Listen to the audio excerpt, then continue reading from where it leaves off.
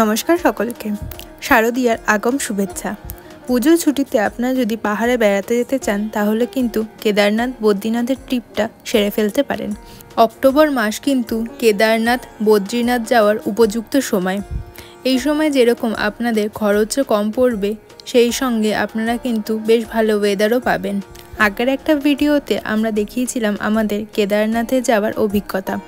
আজকের ভিডিওতে তাই ঠিক করলাম শেয়ার করব আপনাদের সাথে বদ্রীনাথের সমস্ত তথ্য, সেখানে আমাদের এক্সপিরিয়েন্স কেমন হয়েছিল এবং কিভাবে আপনারা যাবেন সমস্ত তথ্য। তাই ভিডিওটা কিন্তু স্কিপ না করে শেষ পর্যন্ত দেখবেন। ভিডিওটি ভালো লাগলে লাইক করে দেবেন এবং কমেন্টে আমাদের জানাবেন।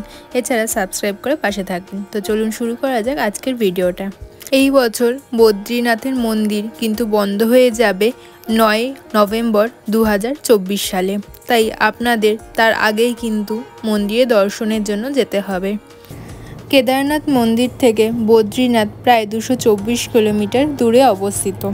তাই ভোরবেলা বেরোলে কিন্তু আপনারা একদিনেই পৌঁছে যেতে পারেন, তবে অনেকটাই বেশি সময় লেগে যায়।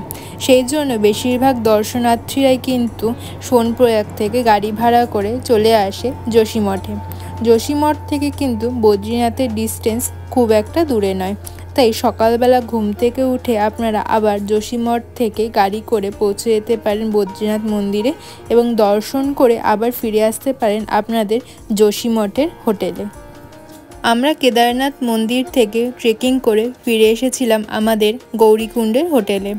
সেই রাতটা গৌরীকুণ্ডের হোটেলে থাকার পর পরের দিন সকালবেলা নেমে এসেছিলাম সোনপ্রয়াগে এবং সোনপ্রয়াগ থেকে গাড়ি ভাড়া করে পৌঁছেছিলাম পিপেলকোটিতে, কারণ অনেকটাই রাত হয়ে গেছিল, যোশীমঠে পৌঁছানোর মতো সময় ছিল না। যারা হেমকুণ্ড সাহেব যাবে বলেন ঠিক করছেন, তারাও কিন্তু এই পিপেলকোটিতে এসেই স্টে করতে পারেন। এখান থেকেই শুরু হয় কিন্তু হেমকুণ্ড সাহেবের জন্য যাত্রা।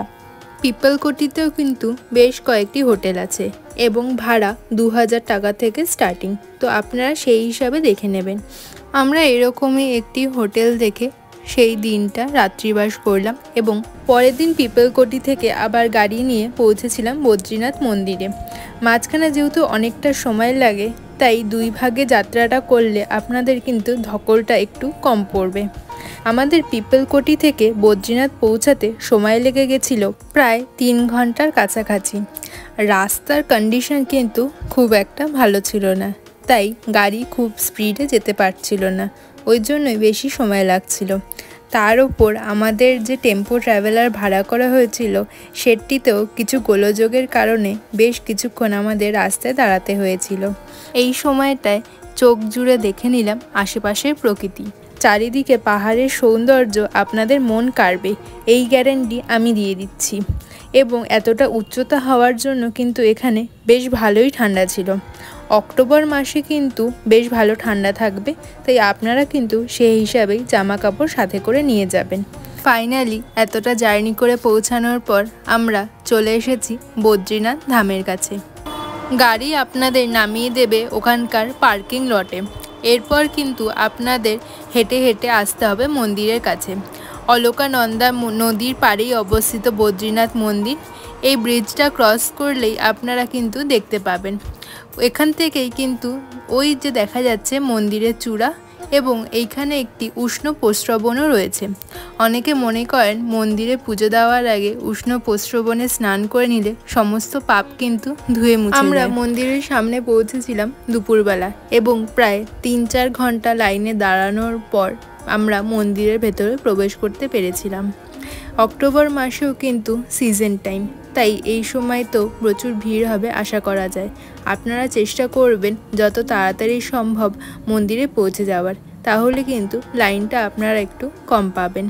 মন্দিরের সামনেই কিন্তু পুজো দেওয়ার জন্য ডালা, তুলসীর মালা, ফুল ইত্যাদি সব কিছু কিনতে পাওয়া যায়।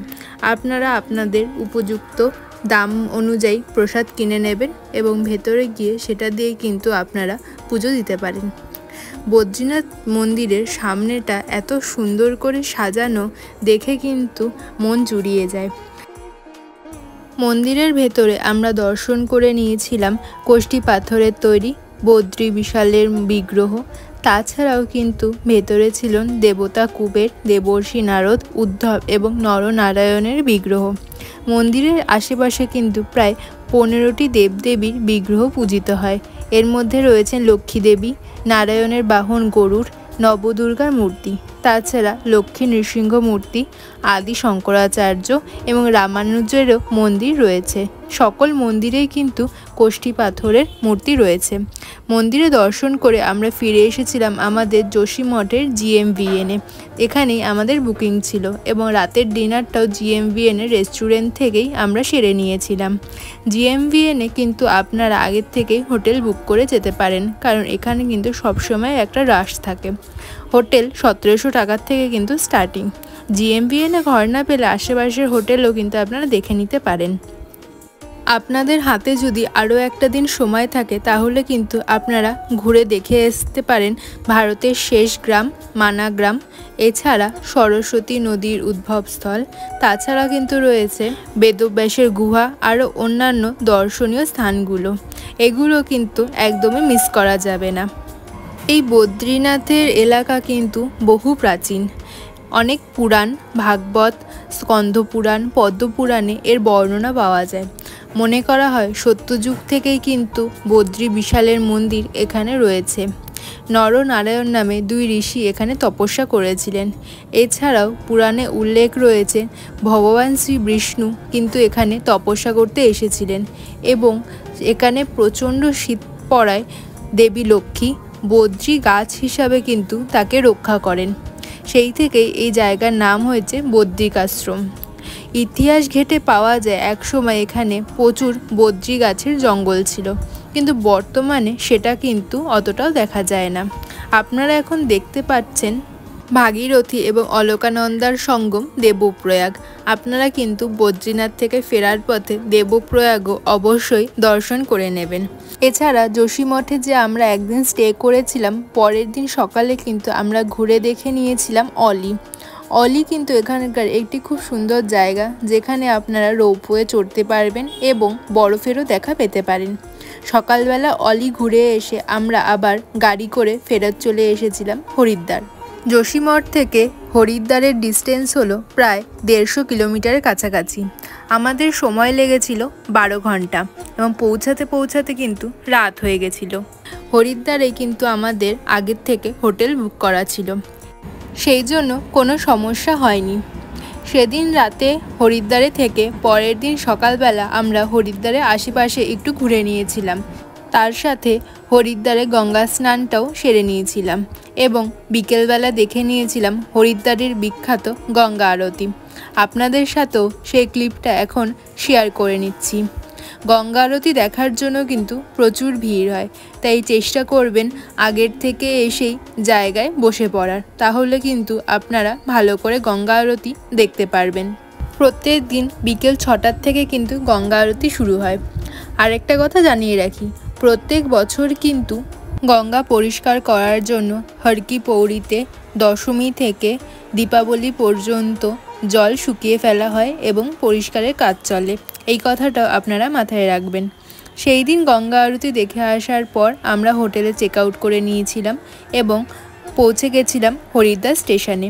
আমাদের ট্রেন ছিল উপাসনা এক্সপ্রেস, যেটি হরিদ্বার থেকে ছাড়ে রাত 11টা 25-এ এবং কলকাতা আসতে কিন্তু সময় লাগে প্রায় 30 ঘন্টা। উপাসনার এক্সপ্রেসের পাশাপাশি আপনারা অন্যান্য ট্রেনেও টিকিট কাটতে পারেন, যেরকম রয়েছে দুন এক্সপ্রেস এবং ফেস্টিভ স্পেশালও কিন্তু ট্রেন চলে, আপনারা দেখে নেবেন সেটা। আমাদের এই বদ্রীনাথের এক্সপিরিয়েন্স কিন্তু বেশ ভালোই ছিল।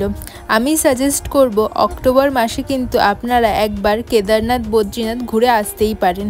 এখানে অক্টোবর মাসে বেশ ঠান্ডা পরিবেশ থাকে এবং ঘুরতেও কিন্তু বেশ ভালো লাগবে। সব মিলিয়ে এই ছিল আজকের আমাদের ভিডিও। আশা করি আপনাদের ভিডিওটা ভালো লেগেছে।